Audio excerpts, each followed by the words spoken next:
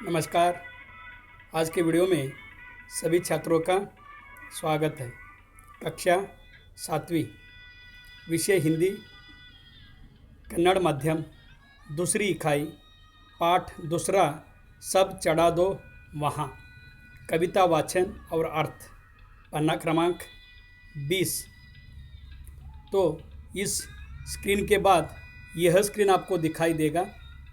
तो इसमें प्रस्तुत रचना में गीतकार लोगों को हर स्थिति में अपने दोस्तों को, पड़ोसियों को अर्थात दूसरों को सुख पहुंचाने, परोपकार करने तथा माता पिता का सर्वोच्च स्थान देने का आग्रह किया है। तो शुरुआत में देखिए, डॉक्टर विष्णु सक्सेना कहते हैं कि क्या कहते हैं, देखो। एक दिन फूल से तितलियों ने कहा, एक दिन फूल से तितलियों ने कहा, कैसे रहते हो खुश तुम हर एक हाल में। हर एक म्हणजे प्रत्येक हाल में, हाल यानी दशा परिस्थिति में। फूल बोला कि खुशबू लुटता हूँ मैं, जबकि रहता हूँ कांटों के जंजाल यानी झंझाट कठिनाई में एक दिन फूल से। देखिए क्या है, एक दिन फूल से तितली ने कहा, कैसे रहते हो खुश तुम हर एक हाल में। फूल बोला कि खुशबू लुटाता हूँ मैं, जबकि रहता हूँ कांटों की जंजाल में एक दिन फूल से। तो एक दिन तितली ने फूल से पूछा कि तुम हर परिस्थिति में कैसे खुश रहते हो। फूल ने तितली को उत्तर दिया कि मैं कांटों के बीच यानी कठिन समस्या के बीच रहते हुए भी खुशबू लुटाता हूँ, इसलिए खुश रहता हूँ। तो कितनी अच्छी बात है, देखिए। तो यहाँ पे तितली का चित्र आपको दिखाई दे रहा है। ये देखिए तितली ने फूल से पूछा, क्या पूछा, ये देखिए फूल, तितलियाँ हैं, फूल है, तो फूल किस तरह जवाब दिया ये सब आपने सुना है।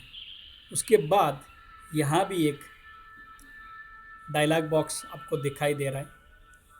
एक दिन पेड़ से पंछियों ने कहा, एक दिन पेड़ से पंछियों ने कहा, मस्त रहते हो कैसे हर एक हाल। पेड़ बोला कि मिलता मुझे इसमें सुख, पाट देता हूँ जो फल लगे डाल में एक दिन फूल से। एक दिन पेड़ से पंछियों ने कहा, मस्त रहते हो कैसे हर एक हाल में। पेड़ बोला कि मिलता मुझे इसमें सुख, बांट देता हूँ जो फल लगे डाल में एक दिन फूल से।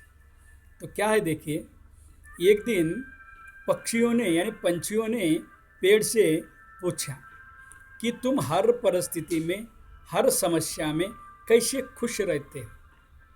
पेड़ ने पंछियों को, पक्षियों को उत्तर दिया कि बताया कि मेरी डाल में जो भी फल लगते हैं, मेरे डाल में जो भी फल लगते हैं वे फल मैं दूसरे को बांट देता हूँ, इसलिए मैं हर परिस्थिति में खुश हूँ।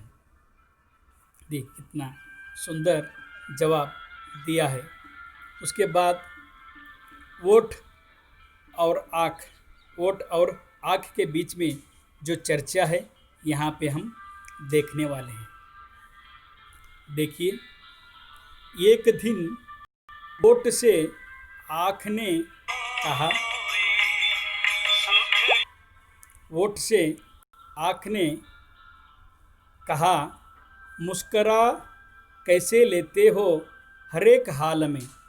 ओठ बोले, है कोशिश किसी आँख से कोई आंसू न आए,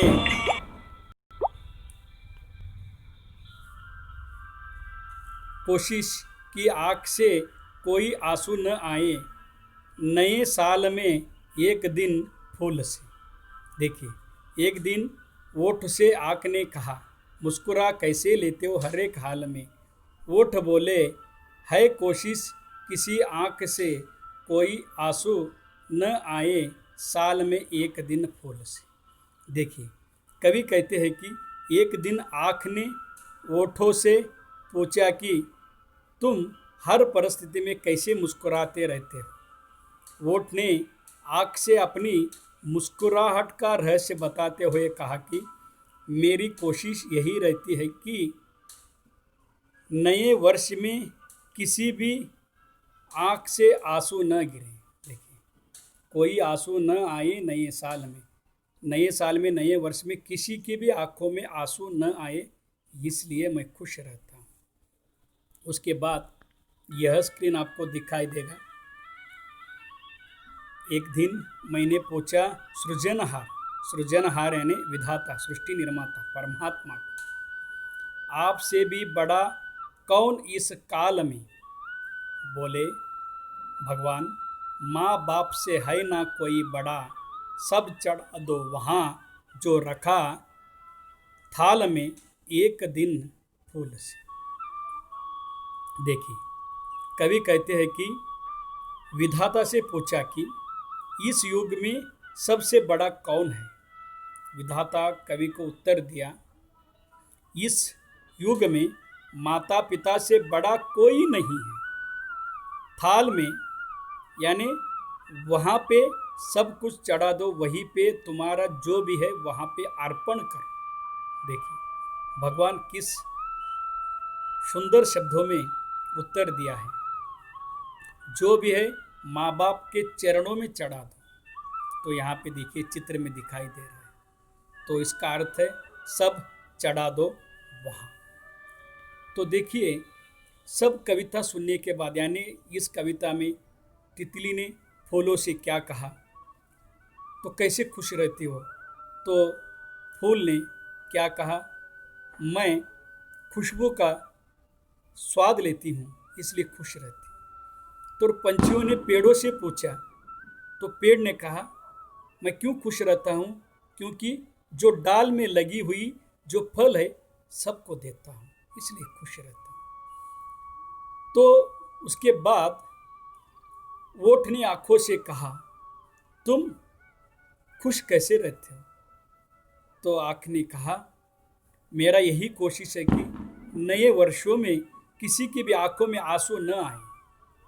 देखिए, तो कवि ने आखिर भगवान से पूछा, इस जगत में सबसे बड़ा कौन है।